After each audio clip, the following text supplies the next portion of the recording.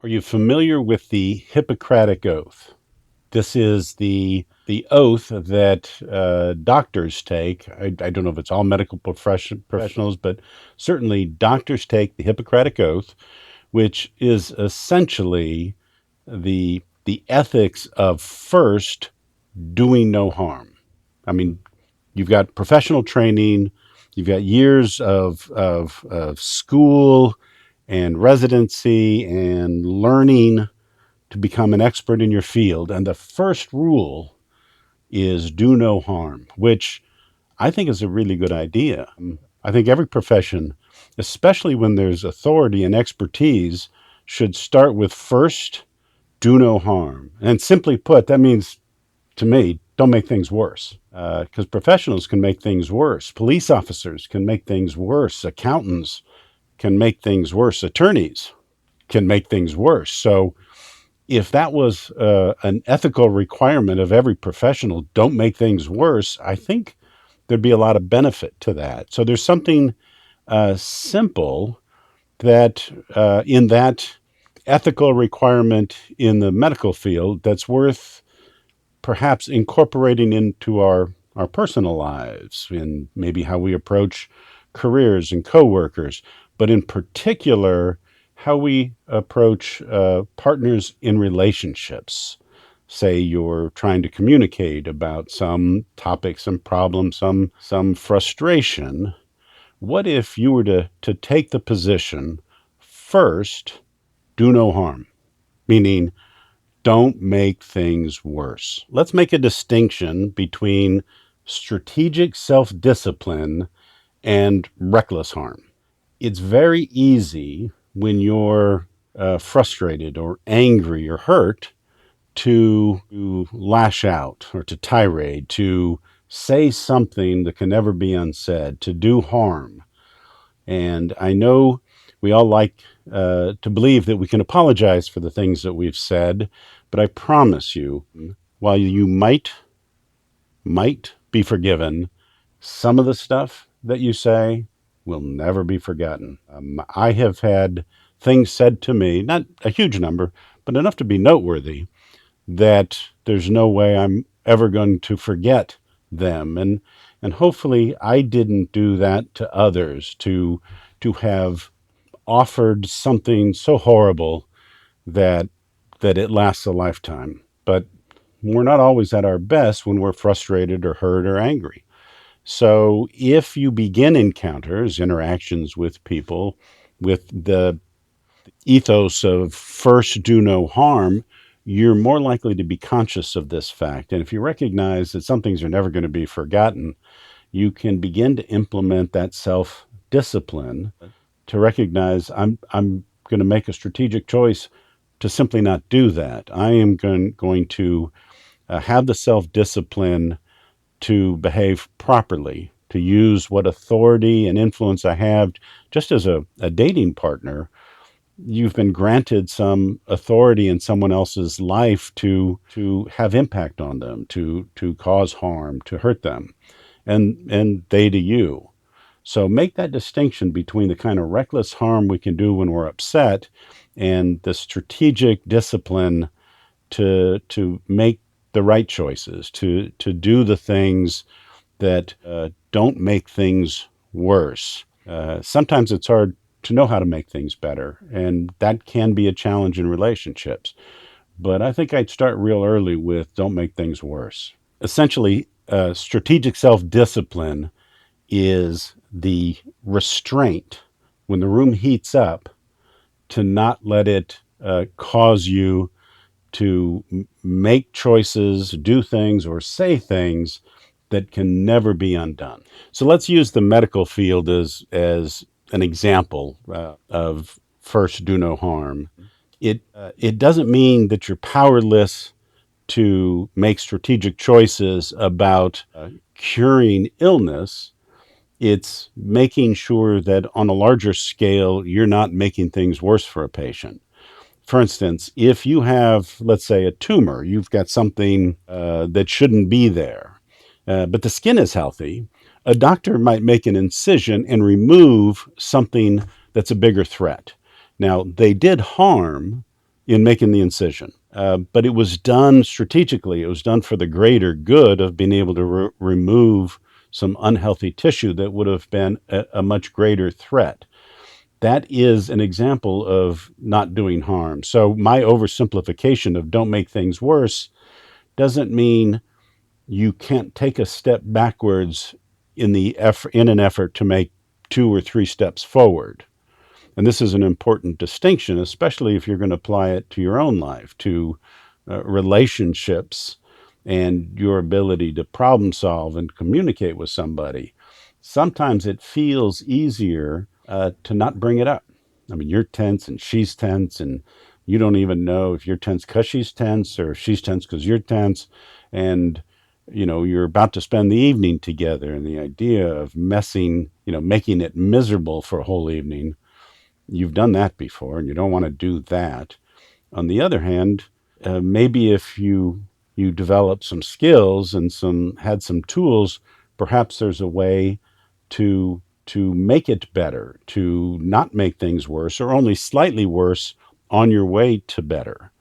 And that aligns with first do no harm. You don't have to live in fear of a step backwards and become rendered powerless because you're afraid of doing anything that might make this instant less pleasant. One tool that occurs to me that I hadn't thought of when it would have been more valuable to me, and I don't know if this is my idea or if I just picked it up somewhere along the way.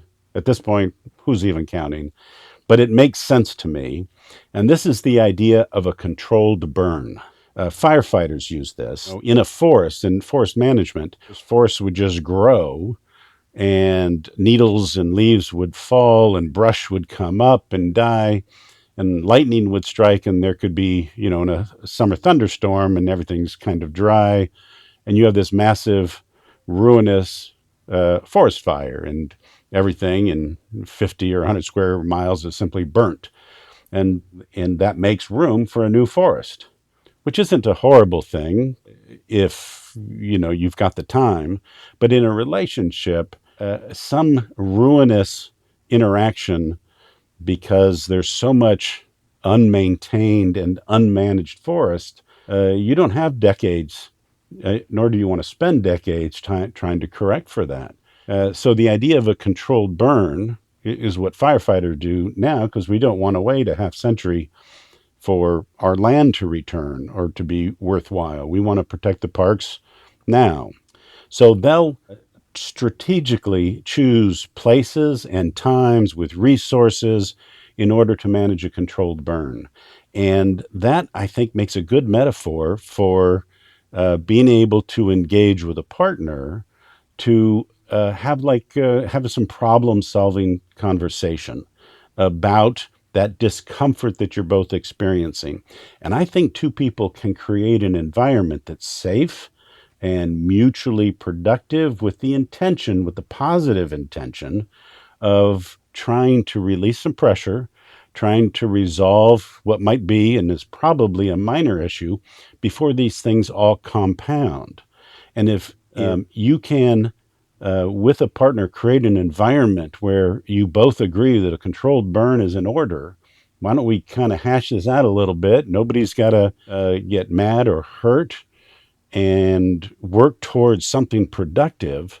I think that would be a massive tool. I never had that language. I think conceptually I wanted mutually productive conversations, and I think my partners did, but the framing was always hard. And before long, we would be into other topics, or we'd lose our place in terms of what's really at issue right now.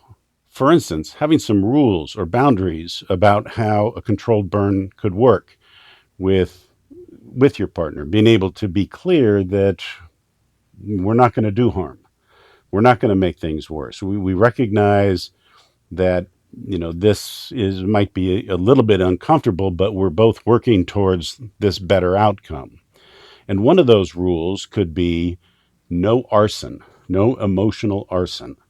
For instance, you start to feel like you're getting to some resolution, and your partner or a partner starts lighting matches and throwing them on new brush. Well, what about that time you said that?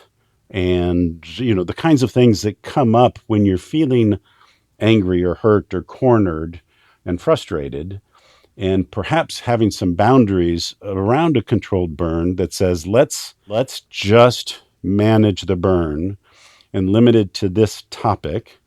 And if we need more burns, let's do it.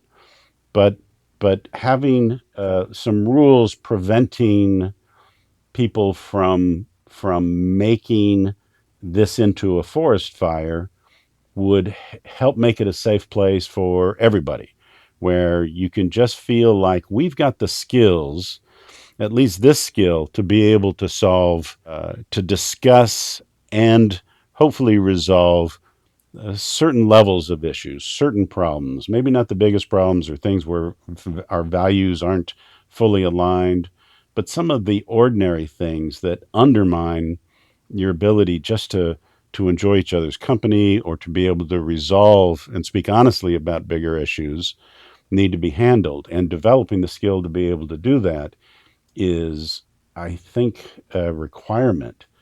I can say confidently, not having those skills is a detriment, if not a deal killer in lasting, long term, mutually satisfying relationships. Just to summarize my thoughts here, the concept of doing no harm in how you choose to interact with a partner, and the commitment that they will abide by that ethos, that we're not going to hurt each other. We are going to make the deliberate choice to stop before we say things that can't be unsaid or do things that can't be undone.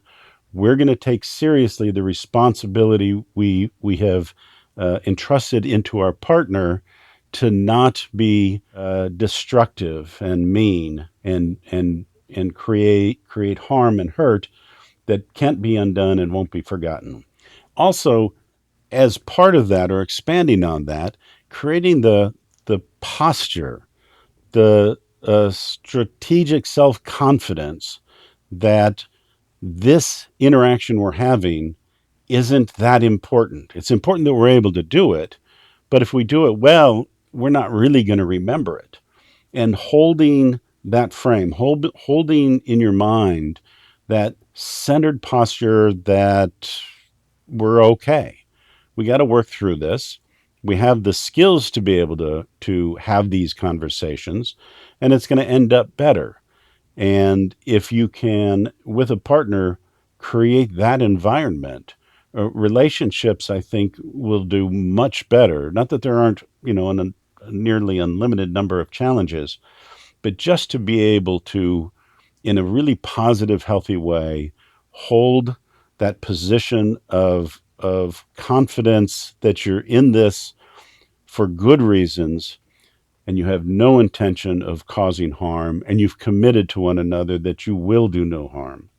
That as part of making this better, we may have to wade through some mud, but we're not going to do harm. We're not going to cause damage to one another. And uh, I think if people feel confident in each other in that regard, I think your ability to solve problems is a whole lot stronger.